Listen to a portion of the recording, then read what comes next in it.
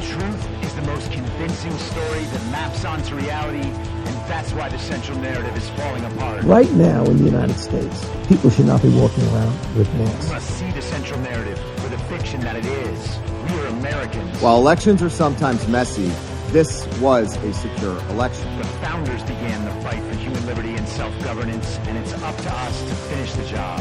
I'll tell you what, we are in a truth emergency right now. This is the end game.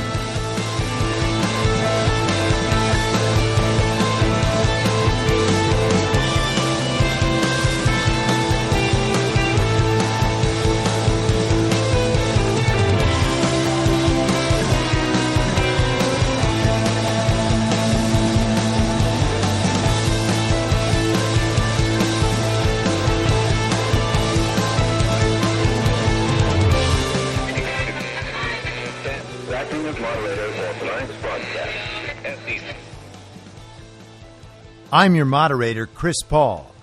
Let's be reasonable. This will not be a normal episode of the podcast. Instead, this will be an Audible essay, a reading from my series, A Story About Reality, featured on Substack at imyourmoderator.substack.com. This was written in March 2022 after the launch of Donald Trump's Truth Social platform and the appearance of the @Q account on that platform. A Story About Reality, Part 3. He's one of them. A few months after first looking into Q, I was banned from Twitter and Instagram for posting conspiracy theories that are all now proven and accepted facts. None of what I was posting was related to Q in the slightest. I barely knew anything about Q. I knew what I believed from my own independent research, and that's what I posted. All Q posts have to do is cause people to focus on relevant issues now. It could not be simpler. People are smart. They're especially smart when working in unison to gain the broadest understanding of any given issue. If you know where to look, there is news about reality from across the world, available in real time without the filters imposed on us by the censorship regime. Regime media only reports real events when they become some sort of problem, often weeks, months, or years later. People addicted to the central narrative are consistently weeks, months, or years behind reality about issues of critical importance. For the rest of us, observing reality while it happens is like traveling through a time machine into the future, while Don Lemon's audience exists stuck in a false past, where everything is a lie about what you saw mommy and daddy doing. I was just helping her look under the bed. You didn't see what you saw. Never speak of this again. Would it have mattered if enough of society was engaged in observing reality when we were being sold 2 years of COVID lockdowns and other unconstitutional violations of our civil rights? Would it have been good to be, let's say, a year ahead of the mainstream media curve on vaccine safety before sticking it into your kid? I'm not a parent, but I'm going to assume I know their thinking here. If they have not yet thought about it, can you call them parents? I'm not mad about being banned. It was my mistake for posting unauthorized information. Now I understand the science trademark has changed. The things I said were conspiracy theories at the time. Since then, they've become true. My information was not true back when I said it, we're told, although the information I shared has not changed. As the self-described genius Scott Adams would say, I was right for the wrong reasons.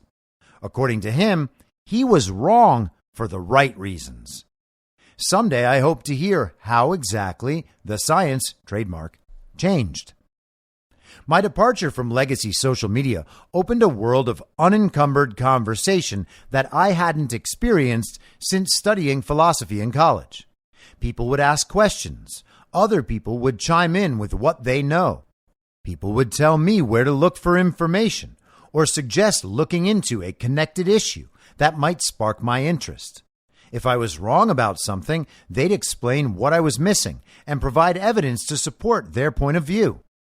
On Twitter, professional conspiracy theorists from prominent universities and media conglomerates manufacture and distribute the latest slogans, none of which shall be challenged.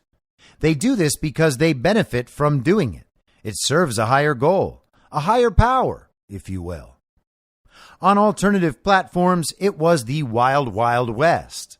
Anything goes. It's a different world without censorship. Yes, I had to look up what a glowy was. No, I couldn't make someone stop saying unauthorized words by clicking report. Was I offended by hearing the no-no words? Sometimes, depending on how they were used, but not compared to being told I was a Nazi for wearing a red ball cap without a mask on while running in a public park by masked up rich white ladies. Being told you're a Nazi by the people who elected George Gascon and are currently supporting actual Nazis in Ukraine right now, that's offensive. Likewise, the word plain fag is certainly less offensive than the suggestion that the unvaccinated should be segregated from society. Insane people being supremely offensive in expressing their hatred of strangers based on their apparel is a more dangerous trend than seeing no-no words online. I could be called any manner of ist or phobe for typing that, for even thinking it. I could immediately incur the wrath of hateful strangers for simply suggesting that a MAGA hat is not a hate symbol. This isn't a matter of degrees. The same people, knowing nothing about Ukraine, are standing with them, which necessitates them standing with George Soros, who helped pack the Nazi trains, and a legitimate, real-life, modern-day Nazi movement that simply is not a conspiracy theory. Our fellow citizens are literally declaring their allegiance with an actual Nazi movement, and our corporations are promoting it. We are censored for pointing that out. Those controlling things from the top have given themselves the power to censor all discussion that could cause them, or people like them, to feel like their ignorant and one-dimensional worldview, received and repeated, is wrong. What we're left with is an acceptable range of viewpoints so small that nearly every member of society lives in permanent fear over which unwritten rule they might break around which person. Eventually, these people will begin practicing self-censorship because the trouble of telling the truth isn't worth the blowback. This is now true about almost every subject that affects our lives. The few open channels for free speech that remain have constantly been under attack. Users are tracked and harassed. Channels are subject to constant spam and bot attacks. Q's original posting location, 4chan, before 8chan and 8kun, was attacked relentlessly. 4chan users were called racist, white nationalist, terrorist killers, who communicated mostly with intentionally misspelled words and extremely rare images of a very versatile cartoon frog. They used their own language and memes, not for keks, as they believed, but as secret code for their bigoted plotting of actual mass murders. If you were a real zany QAnon, you might realize the details of these crimes were murky and had all the makings of FBI-staged false flag events, similar to when the FBI staged the plot to kidnap Michigan Governor Gretchen Whitmer. 12 out of 18 suspects were affiliated with law enforcement. But that's crazy. The FBI doesn't stage false flags or hate crimes. That's Jussie Smollett. The FBI isn't allowed to do that because it's evil. No one would be that evil, so it's impossible for anyone to do it. Therefore, it did not happen. Why did the media attempt to destroy 4chan for years, even before Q? I don't have to condone anyone's behavior to be certain that any actual problem if it existed, was being caused by a minute percentage of the people using 4chan. The only way to think otherwise is to intentionally misread what the anonymous users are doing. This is easier because we've broadened the definitions of what's offensive to the point where everything becomes ist or phobic as long as an expert can describe why the behavior is bad in a manner that stupid people will think is smart. We now have experts on every behavior. They explain why certain behaviors are bad when done by certain people, and why those people are therefore bad. It's not hard to understand that a regime bent on full control of thought and speech would do everything it can to try to destroy any platform that guarantees free expression.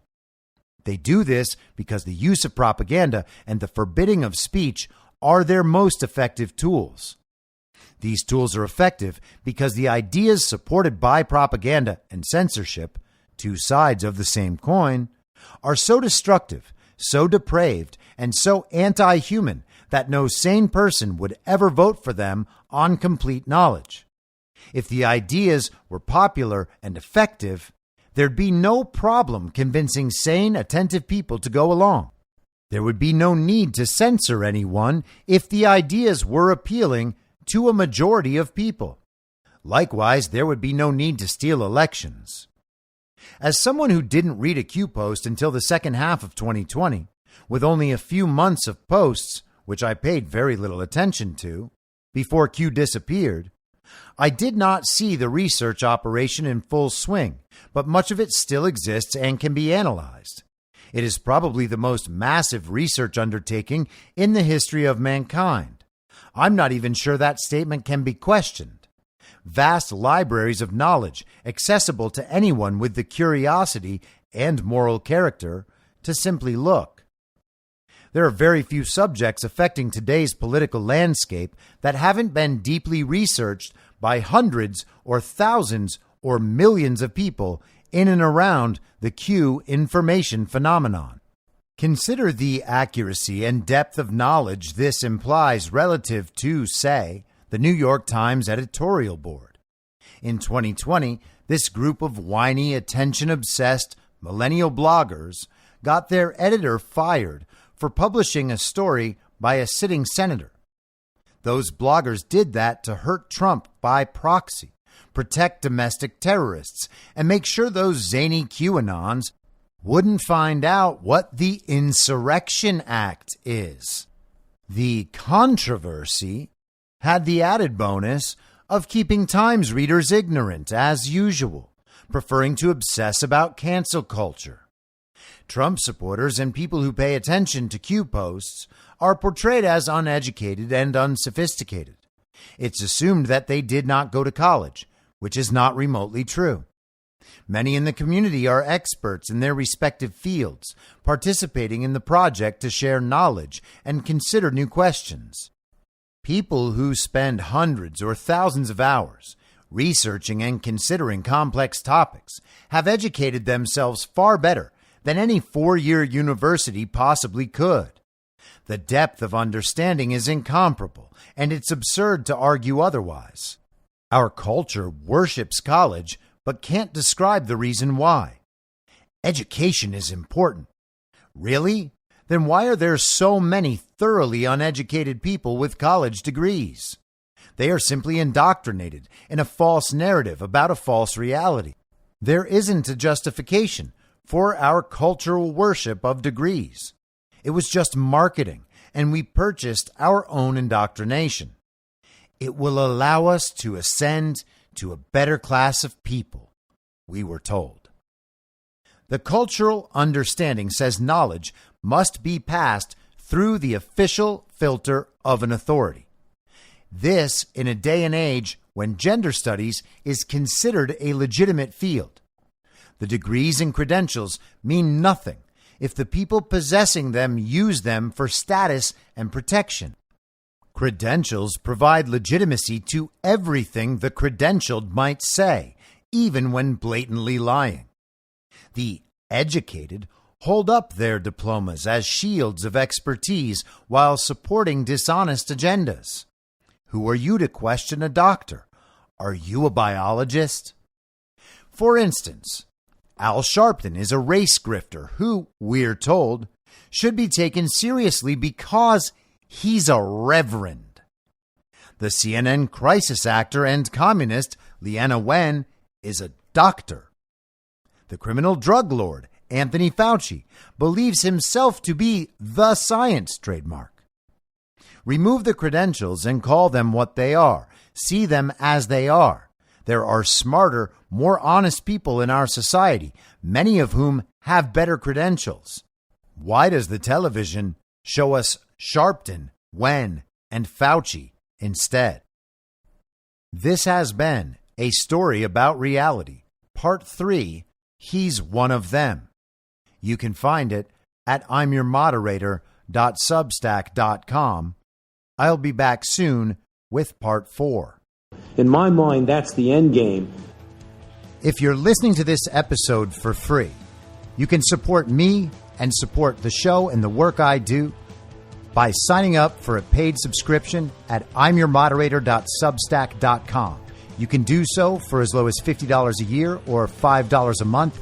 Comes out to under $0.25 per episode, and you'll blast right through the paywall for all of the writing.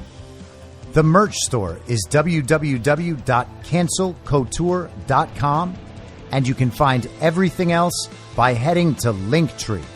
Linktree.com/I'mYourModerator. And I'll see you soon out on the range.